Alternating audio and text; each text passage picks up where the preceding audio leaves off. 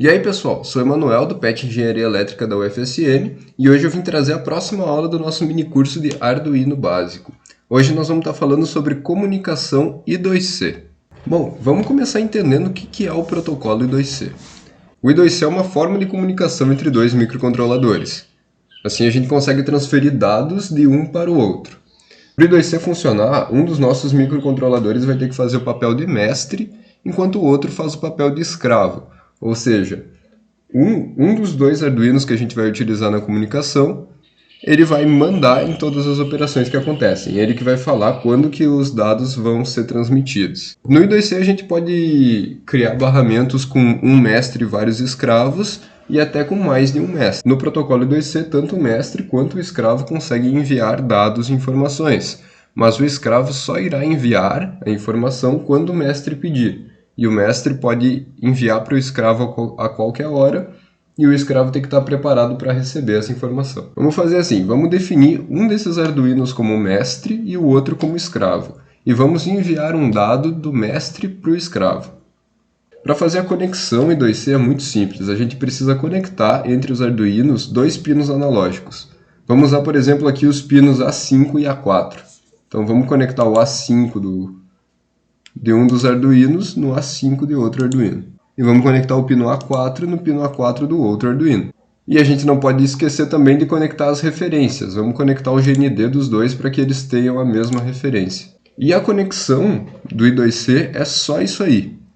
Agora a gente precisa programar um dos dispositivos como mestre e o outro dispositivo como escravo. Bom, vamos chamar o nosso Arduino 1 de mestre, então. Esse aqui vai ser o nosso mestre da comunicação I2C.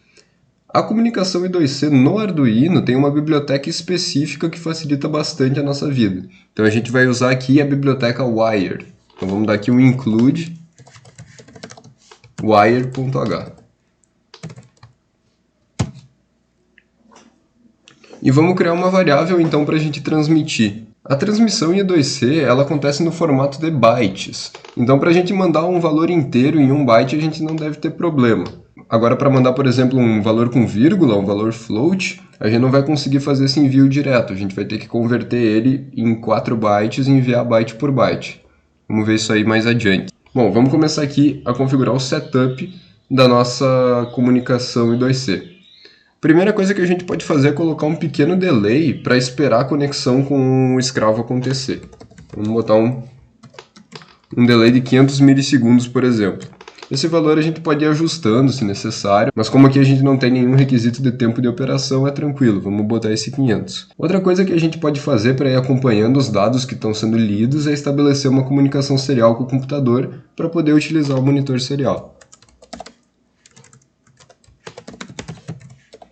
Então vamos utilizar o comando serial.begin na velocidade de 9600 pau para estabelecer essa comunicação serial com o computador. E para começar a I2C, a gente vai usar o comando wire.begin.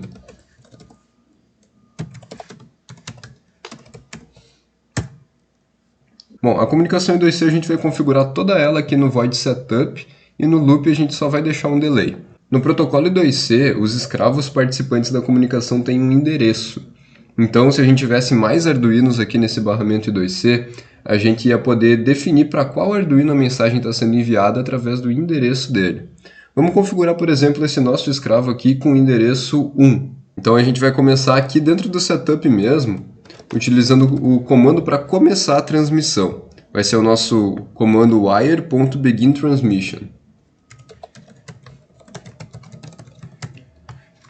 E nesse comando a gente vai colocar o endereço do nosso escravo. Vamos colocar aqui 1, então. Comumente a gente coloca esse endereço em hexadecimal, mas ele pode ser no formato decimal também, que a princípio vai ser aceito sem problema. Agora, depois do comando de iniciar a transmissão, a gente vai fazer o envio do dado que a gente deseja. Vamos colocar um valor aqui na nossa variável, por exemplo, o valor 50.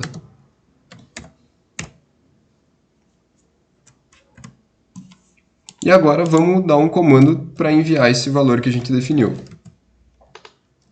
Vai ser o wire.write, é um comando de escrita. E a gente vai escrever variável. E agora a gente dá um comando para finalizar a transmissão. Nosso dado já foi enviado.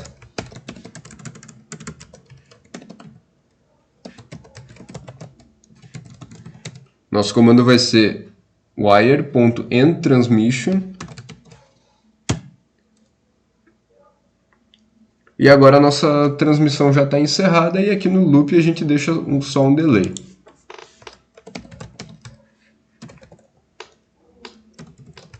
Vamos deixar um delay de 1 segundo. Vamos passar agora para o nosso escravo. No escravo vamos começar novamente declarando a nossa biblioteca.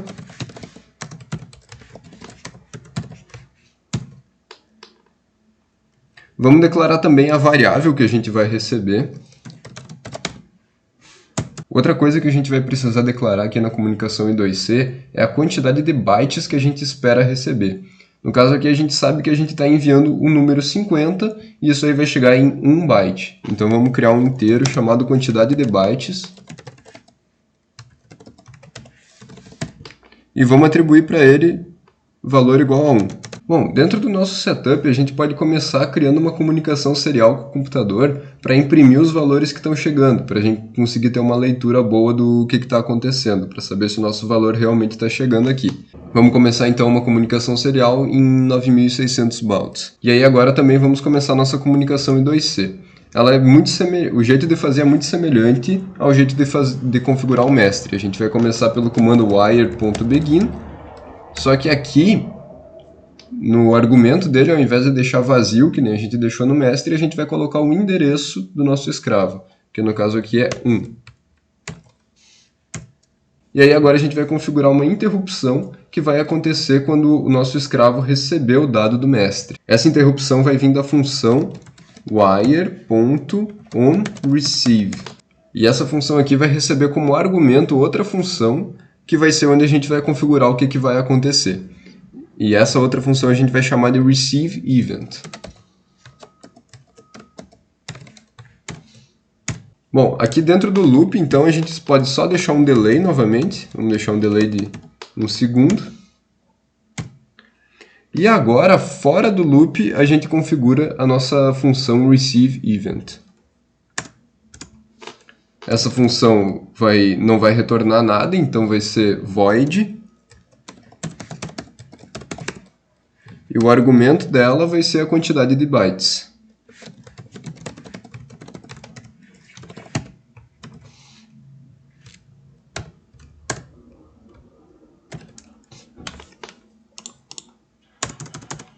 É bom já colocar aqui a chave para não esquecer depois.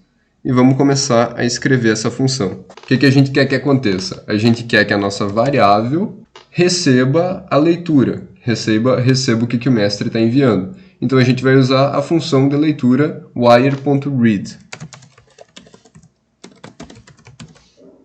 E aqui, para a gente ver o que está acontecendo, a gente pode imprimir no monitor serial qual que foi o valor que ele recebeu.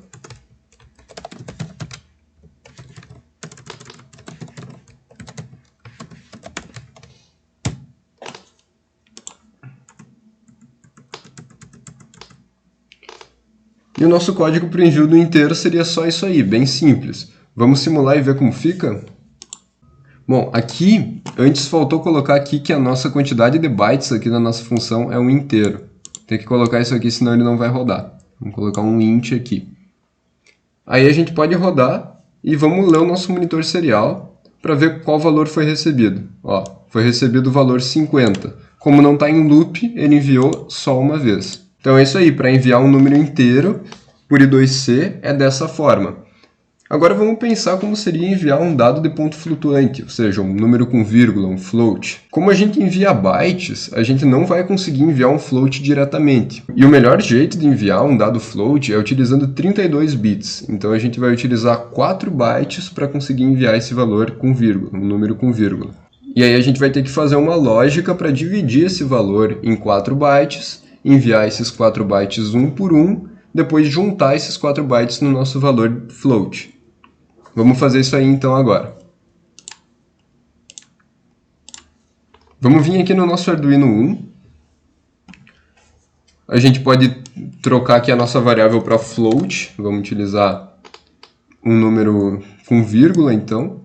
E aqui no lugar do 100 vamos utilizar um outro valor. Vamos colocar um valor maior e com vírgula, por exemplo. A gente vai precisar também de 4 bytes, então, para transmitir esse valor. Então, vamos declarar esses bytes. Vamos chamar eles de byte 1, byte 2, byte 3 e byte 4.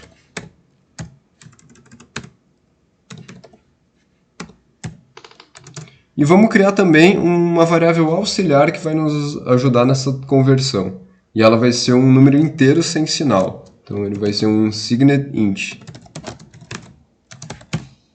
Bom, agora vamos ver qual que é a lógica para a gente passar esse nosso valor de ponto flutuante para 4 bytes. Vamos começar aqui, ó, aqui logo após o wire.begin. A primeira coisa que a gente vai fazer então vai ser salvar na nossa variável auxiliar a parte real do nosso número de ponto flutuante.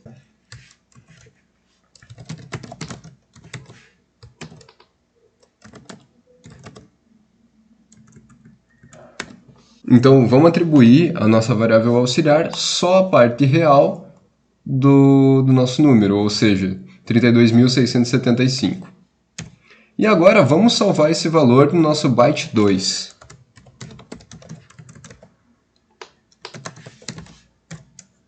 Aqui no nosso byte 2, a gente está salvando os primeiros 8 bits que representam esse número aqui. Para salvar os próximos 8 bits, então a gente vai ter que salvar na variável byte 1 esse valor deslocado de 8.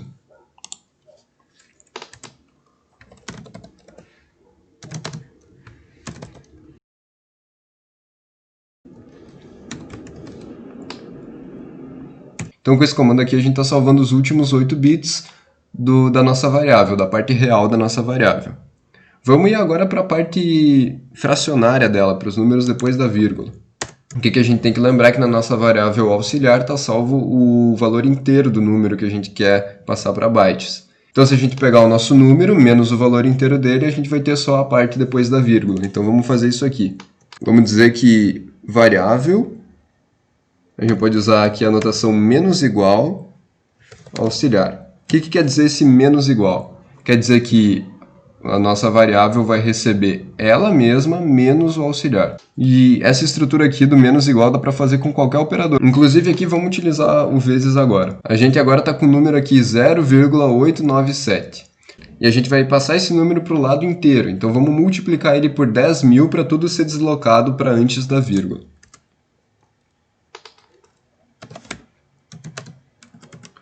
Então a gente pode usar aqui a estrutura vezes igual e o número 10.000. Agora vamos fazer a mesma coisa que a gente fez ali em cima e salvar na nossa variável auxiliar esse valor inteiro que a gente gerou. E vamos salvar no nosso byte 4 esse valor que a gente acabou de gerar. E aqui da mesma forma a gente está salvando no byte 4 os primeiros 8 bits. Para salvar os últimos 8 bits a gente vai ter que deslocar ele, exatamente que nem foi feito em cima. E vamos salvar isso no byte 3.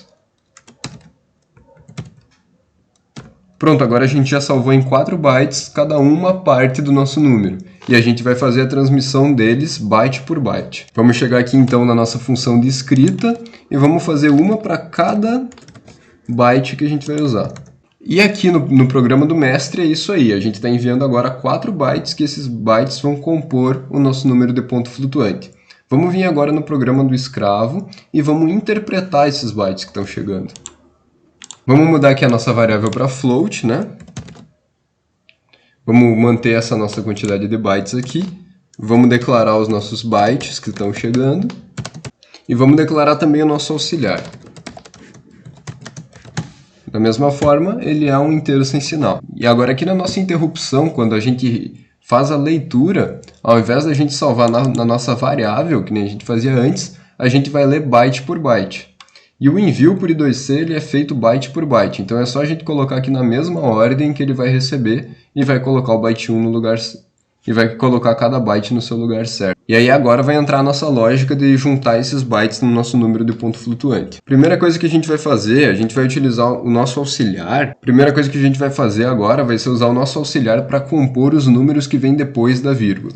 Os números depois da vírgula são o nosso byte 3 e o nosso byte 4. Bom, vocês lembram que para fazer a transmissão a gente deslocou o nosso byte 3 8 bits. Vamos fazer agora a operação reversa, vamos voltar 8 bits e vamos fazer uma operação lógica entre o byte 3 e o byte 4. Vamos fazer um OU. Vamos vir aqui então no nosso auxiliar, deslocar o byte 3 de volta, voltar 8 bits.